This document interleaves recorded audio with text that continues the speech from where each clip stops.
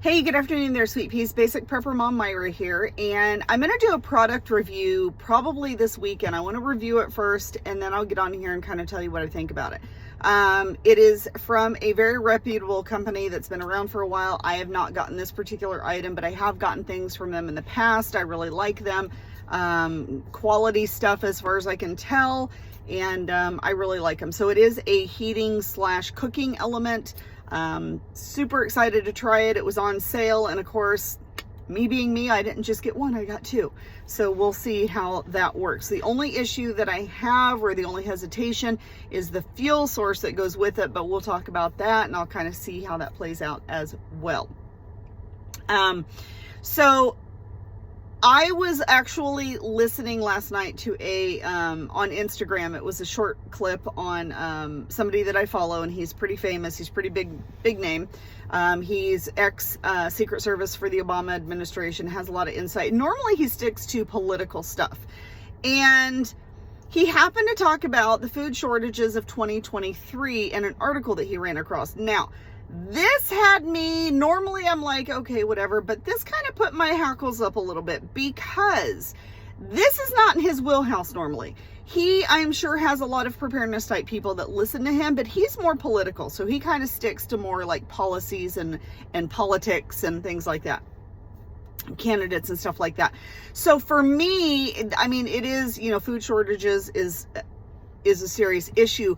But for me, it was like, oh, okay, hold on. If you've got someone that is not, that this is not normally their genre of, this is what we're going to talk about, or this is not their normal demographics of people that they cater to, and this is what they're talking about, then maybe I need to be a little bit more concerned or a little bit more aware of the seriousness of this issue. So that caused me to go back into my inventory and really think about what I have and really look at what I have, and of course sent me into a slight panic, because unfortunately I tend to go into panic mode sometimes, okay, a lot of times, but when I go into panic mode, it's usually for a very short period of time, and then I get my head together and go, okay, this is what we're doing. Unfortunately, sometimes when I go into that panic mode, it can cost me a lot of money. But anyway, so I kind of did a little freak out mode, and was like, oh, I really need to think about this a little bit more. So we bought a freeze dryer. No, I bought a freeze dryer. I begged and pleaded, and I whined to my husband until he said, fine, just get it, fine. Because they're not cheap. And I've only ran about 4 or 5 cycles through it. One of the cycles that I ran through it was salsa. Super excited, went to the farmer's market, got everything from the farmer's market. So everything was fresh.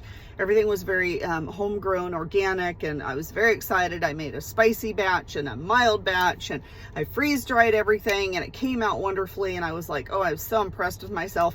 Put it in the Mylar bags and like serving sizes with oxygen absorbers, sealed it up really good. Checked on them about 3 weeks later, and there was so much moisture, like it was just kind of sticky, gooey.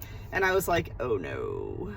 Well, I know what I did wrong, so I will not do that, but it was a very costly mistake. But I have done meats, and that was kind of the main purpose of me getting this, because currently we have 1 stand-up freezer and 2 chest freezers, along with our regular fridge and freezer in the kitchen.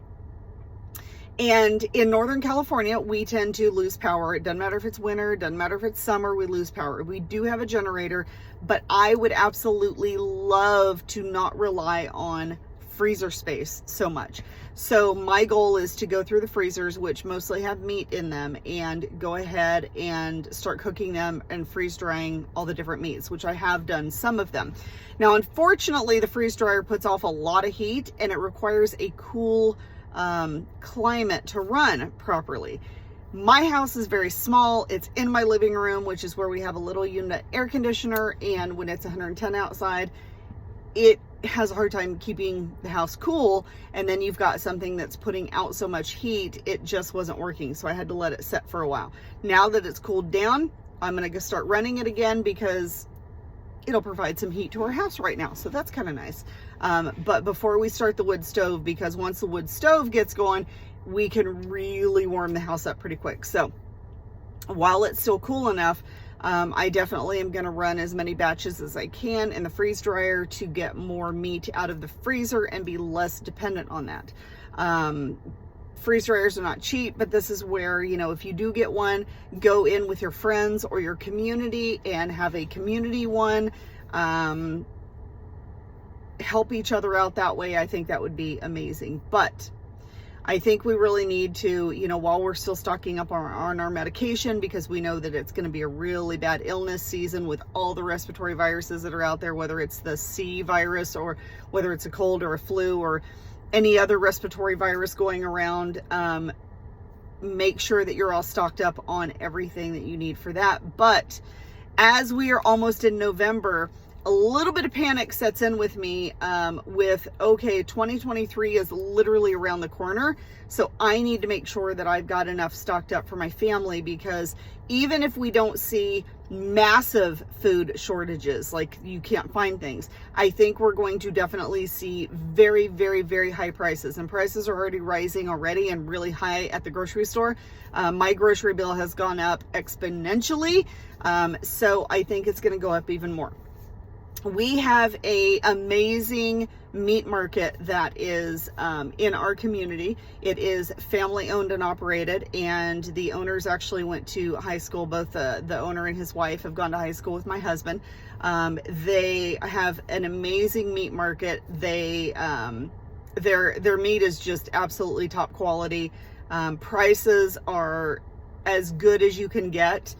They have some amazing sales, and when they do, I stock up in bulk, because that's what I want to freeze dry, and I know it's quality meat. They also have all kinds of sauces and rubs. They've got, I mean, basically anything that you want, they can get, and they give back to the community. They give back so much to the community, like I can't even tell you how much they've done for this community in fundraising events and support. And you know, we've had 2 fires in our county. We've had the Caldor fire, we had the Mosquito fire, that both hit our county, and he steps up. Anybody that needs help fundraising, they're right there. I mean, it amazes me how amazing they are. So whenever I get the opportunity, I support them as much as I can. So I don't know if you can see. So it's King's Meats. I think they're considered, they're considered Diamond Springs. They're on Pleasant Valley Road in Diamond Springs. King's Meats, amazing. I don't think they ship, but if you have a chance to support them, please do, because I could not think of literally another business right now that that deserves all the wonderfulness that can come to it. He has amazing sales on bulk meat purchases, which we try to do, and stock up. I bring it home, I package it into, I buy it in bulk, package it into single serving or family serving for us, put it in the freezer, and then as time allows, take it out of the freezer, cook it up, and freeze dry stuff. So, but absolutely the best. All the staff in there, amazing, friendly, helpful. Just can't say enough nice things about this business. So it's King's Meats in Diamond Springs, California. They're amazing. So look them up. They have a Facebook page. I think he has a website, I'm pretty sure. But yeah, they're just amazing. They're absolutely amazing. So that is what I have. I actually went and bought some. He had some really good sales. I went and got a bag, literally a bag full of meat. So I'm going to cook some of it tonight for dinner, and the rest I'm going to freeze and then eventually cook it and freeze dry it. So cut it up into portion sizes and do it that way. So, but I think right now my biggest concern with myself and my family, and I think that's kind of what we need to, there's so much information out there. You need to decide for yourself and your family, what is your priorities? And we've talked about this too. What are your priorities? Right now, my top priorities are food and medication. The wellness of my family, I guess, would be the top priority, but then a lot can fall into that. So food and medication are definitely the top priorities in my family. So that's what I'm focusing on right now. as well as, you know, kind of everything on the side of keeping abreast as to what could happen, what might happen. And I think that also depends on your demographics of where you live. We are pretty rural still, so we don't have a lot of big city problems. We don't have a lot of big town issues. Like I said, we are still pretty rural, that so my focus is kind of in a different area, whereas somebody that lives in the city might have a different focus than me. Regardless, your food and medication should be definitely your top priorities for survival. So I hope you guys have a wonderful, amazing day. If you have any questions or comments, please feel free to reach out. If you're in the area, look up King's Meats. We're in Northern California. They're in Northern California in Diamond Springs. And I hope you have a wonderful, amazing day. And I will talk to you soon, and I will product test and get back to you. Have a great day.